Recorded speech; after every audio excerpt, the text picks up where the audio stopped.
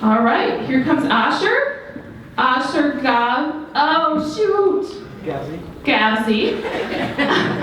The things you forget to practice. President and CEO at Property Solutions and Services. Asher's company works with us to provide property management in our larger apartment buildings, and they're a great partner of ours. Amy Schmid is our board treasurer and owner of Schmid Asset Management. And Rashida Jackson, here in the beautiful peach jacket, is Alliance board member and vice president of housing operations at our peer organization, Project for Pride and Living. Welcome. So the affordable housing industry has experienced new pressures. We've got the COVID-19 pandemic, an opioid epidemic, and social unrest. Talk about these pressures and how they have impacted the space that Alliance operates in.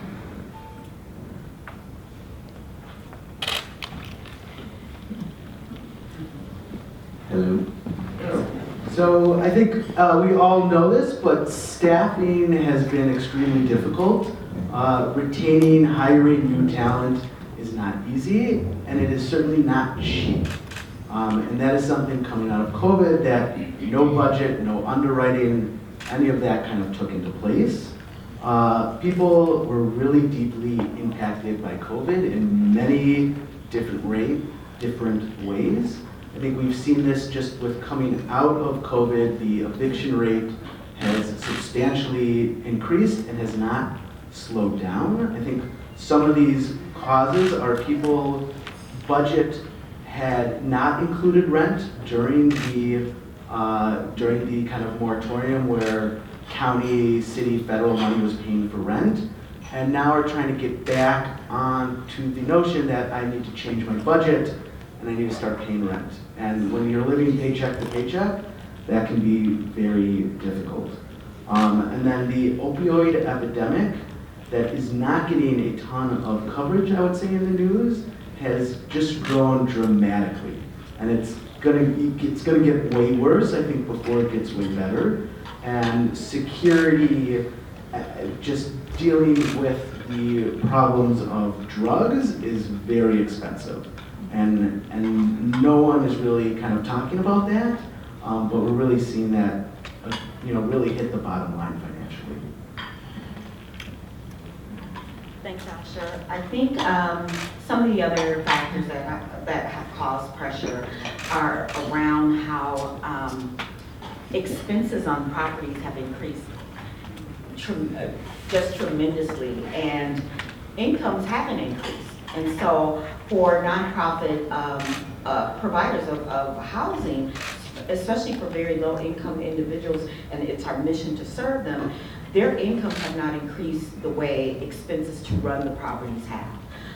Things like utilities, all the things that make the property operate, and then also the pressures of those expenses really coming from the rents you collect from those properties, and you really have to balance how much of this you can actually put upon families whose incomes haven't increased as dramatically as those expenses. I think the other thing is, an acknowledgement that the pandemic, the COVID pandemic really crushed the faith and relationships that many of our organizations had with our residents. There was a lot of uncertainty. There was uncertainty with staff, staffing challenges and changes, people not being able to be on site. I mean, where you had a property manager where you could probably come into the office and have a conversation with about late rent payments or about your family's needs or needs in the unit. COVID really restricted us from having those connections. And so we also lost a lot of really talented staff that had been in the industry.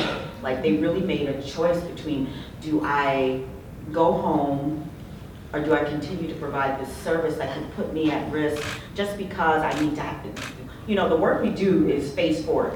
We engage, we work in the community, we work with people. And so a lot of that trust was broken, and we're trying to rebuild that along with all these other pressures and how it individuals' mental health. Even those individuals who were probably suffering from mental health issues or had it, you know, pretty much under control. Just all of those societal things kind of just deteriorated, and like we're in the process of rebuilding it, along with facing the, you know, the pressures of rising cost of operating properties, incomes for our individuals not rising as much as those costs. So it's been really impactful for the affordable housing community.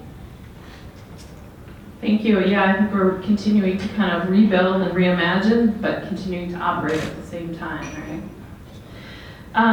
So what opportunities and challenges do you all imagine for Alliance and our peer organizations over the next 5 years?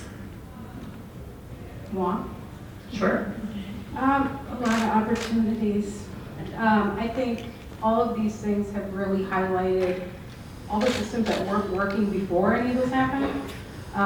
It's really competitive to get money to do these deals.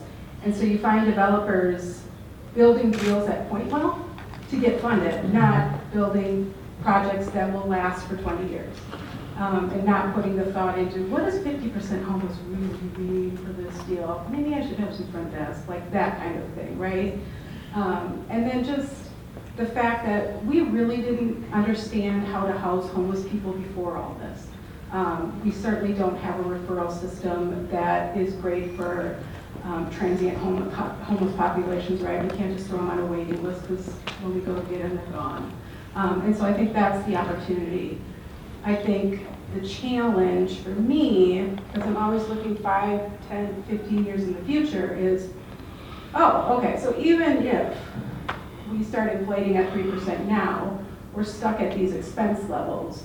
And so 10, 15 years down the road, these deals weren't underwritten to have that level of, I mean, going back to the opportunity, like, we have always underwritten these deals too tightly. And we've been screaming about it, but no one's really done anything because it's, you know, it's on our shoulders throughout the life cycle of the property, but now they've fallen off the tracks, and so they have to listen, I think. Yeah. Next question. Oh, it's you. No, it's Rashida. Sorry. I think, again, some of the opportunities are, again, more partnership. Just like Amy said, some of these things weren't really working that well before.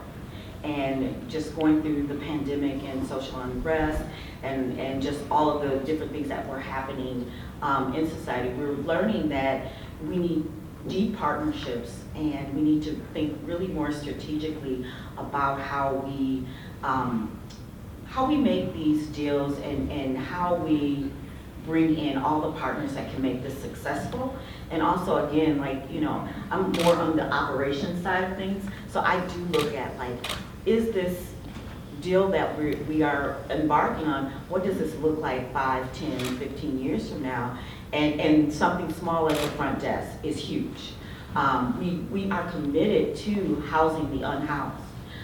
We also have to look at some of the possibilities, is looking at, like, there's many different products. There's not a one-size-fit-all, and how do we create housing opportunities that are just as varied as the individuals we serve, but then also, you know, can cover the expenses of serving those individuals that are seeking housing. Some of our COVID words of pivot and innovate, in addition to your camera's not on, right? Okay, last question. How is Alliance unique in the nonprofit affordable housing space? So we, as in Property Solutions and Services, most of our clients are nonprofit developers. And so we see a large swath of that industry kind of behind the scenes. And I'm not just saying this because we're all here, I truly mean this. Alliance does a great job. They kind of know their role, they know where they need help, and they know what they need to bring in to achieve the goal. And where I think where PSS and Alliance really mesh is on that second, third, fourth chance housing opportunity. And that when someone has been convicted of a crime, if they have served their time, that shouldn't stay with them for the rest of their lives, right? Like they have served their time, they have done what society has said needs to happen for rehabilitation, and housing is a huge integral part of that rehabilitation. I love the deeply affordable housing. It is very challenging. Alliance loves that and has always been, I think, unique and forefront and really pressure driven, especially as the SROs, which is the single room occupancy. Alliance has always held these single room occupancy units in kind of the housing continuum of Hennepin County, when 10 years ago, you were a slumlord if you had single room occupancy housing. And the county just basically destroyed all of that in our stockpile. And throughout that whole process, Alliance held those units.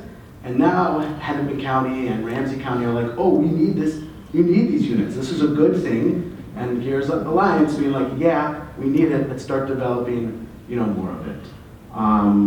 They, I think, have a very knowledgeable board. Affordable housing is very unique, and having the key pieces of that in their board is, I think, very unique. And that's, they're a great partnership. They advocate for the resident when there is financial impact on an organization.